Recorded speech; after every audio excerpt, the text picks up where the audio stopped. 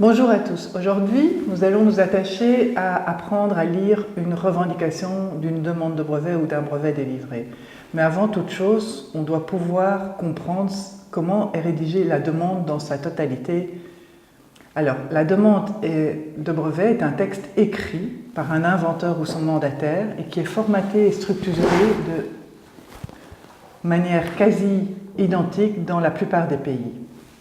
À cet égard, on retrouve 4 à 5 chapitres importants. Tout d'abord, le mémoire descriptif, qui peut lui-même être divisé en plusieurs sous-chapitres. Ensuite, les revendications, et à cela, on accompagne souvent les revendications d'une description et de dessin, ainsi que d'un abrégé. Alors, le mémoire descriptif lui-même est essentiellement divisé en deux parties. Une première partie qui est la partie introductive dans laquelle on reprend, et ceci dans tous les pays, une description du contexte, une description de l'état de la technique, avec le problème technique et les inconvénients de l'état de la technique, les buts à résoudre par rapport au problème technique et une présentation générale de l'invention qui correspond en règle générale aux revendications. La deuxième partie importante, qui est la partie plus illustrative, est une brève description des figures, une description détaillée de l'invention et éventuellement, le cas échéant, une liste de repères numériques. Toutefois, si une demande de brevet est rédigée de cette manière-là dans la plupart des pays, on a pour habitude de la lire de manière quasi inverse. On s'attache d'abord, si elles existent, aux figures, qui vont nous donner une représentation graphique de l'invention, et ensuite on lit les revendications parce qu'elles sont en règle générale un résumé de ce que l'inventeur souhaitait protéger. Et enfin, on lit la totalité de la description, mais plus particulièrement les exemples, car cela nous permettra de comprendre de manière plus facile les revendications.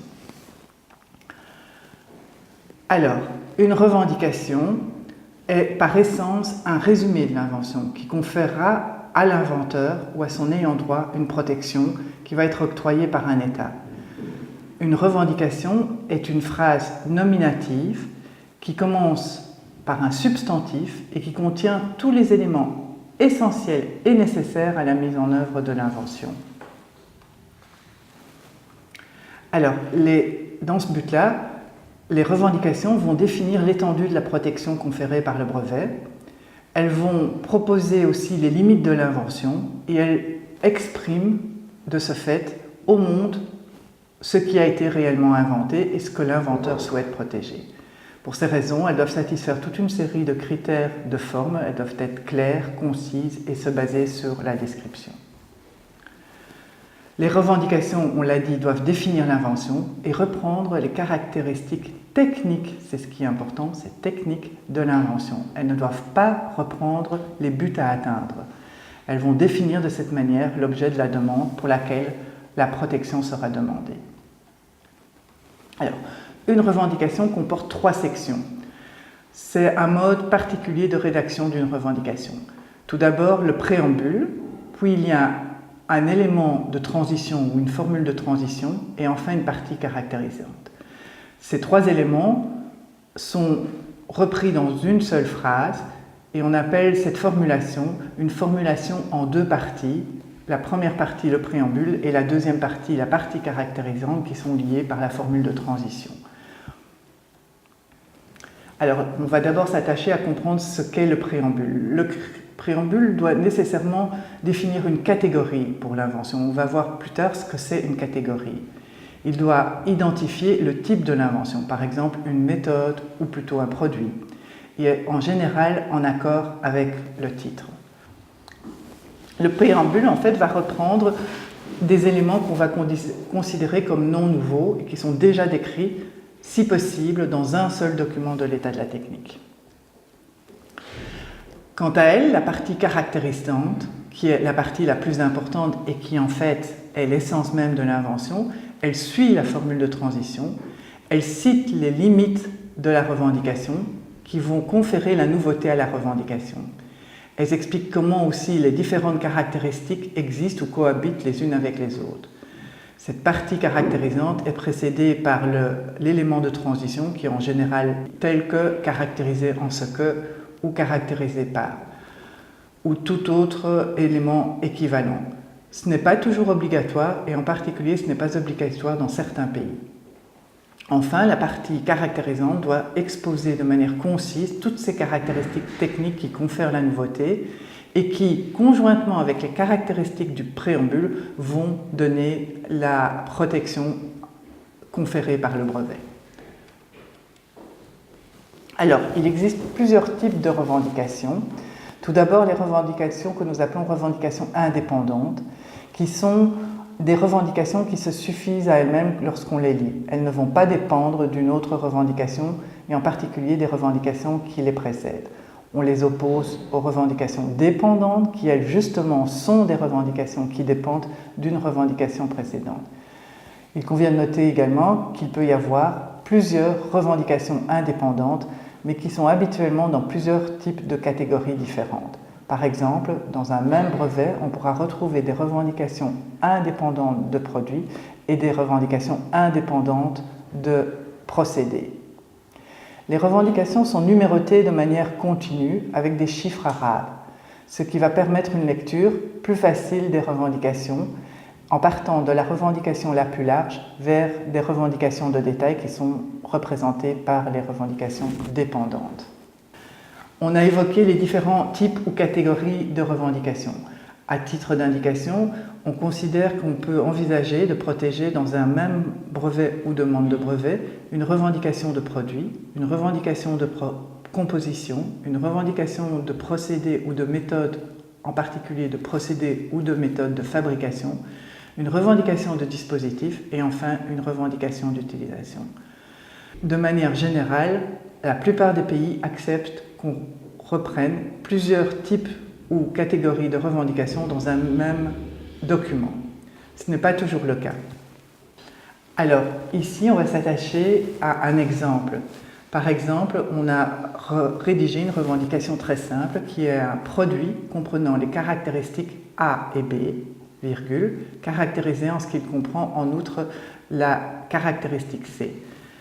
Le préambule va être considéré comme le produit comprenant les caractéristiques A et B, lié à une partie caractérisante qui va être en fait la caractéristique C.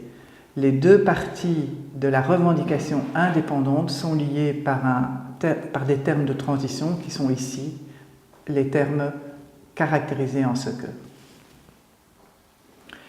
Si on reprend cette fois-ci un exemple concret qui tente à protéger une table innovante qui comprend par exemple un élément chauffant, on pourra rédiger ce dispositif ou ce produit comme un dispositif permettant de supporter des éléments, comprenant une partie supérieure avec au moins un pied, configuré pour supporter la dite partie supérieure, caractérisé en ce que le pied comprend l'élément chauffant.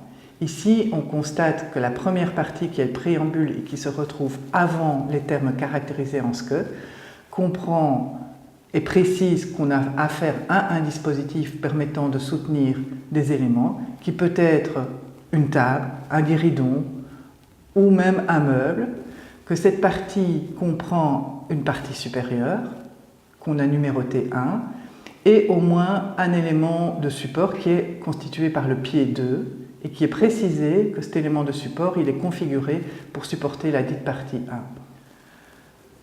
La partie caractérisante, qui est elle-même l'innovation que tente de protéger l'inventeur, précise que le pied va comprendre un élément chauffant.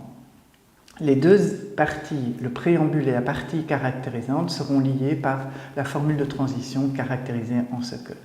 Ceci permet de lire immédiatement qu'on considère qu'une table avec une partie supérieure et au moins un pied existe dans l'état de la technique et que l'élément innovant est la présence d'un élément chauffant dans le pied.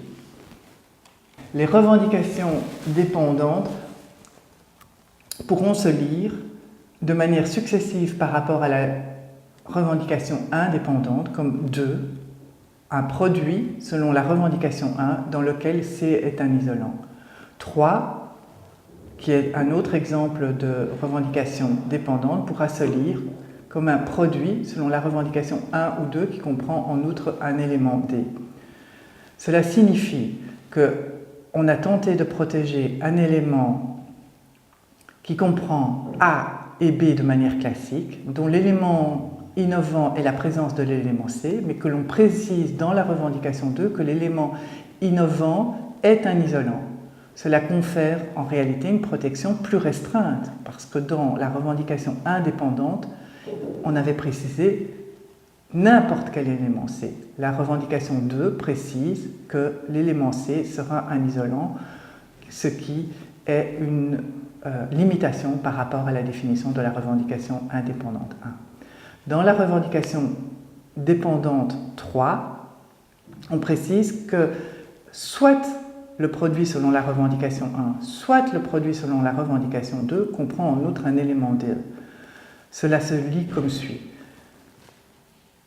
Le produit de la revendication indépendante 1 qui comprend les éléments A, B, mais également l'élément C qui est innovant, peut en outre comprendre un quatrième élément qui va être un élément D. Si la revendication dépend de la revendication 2, qui elle-même dépend de la revendication 1, cela va se lire comme on tente de protéger un produit qui comprend les éléments A, B selon l'état de la technique, C qui est l'élément innovant, qu'en outre on sait que cet élément innovant est un isolant, et enfin que l'on ajoutera un élément D. Ceci est une manière classique de lire les revendications. Alors, voici quelques remarques d'ordre général. 1 se lit au moins 1, 2 se lira en général au moins 2.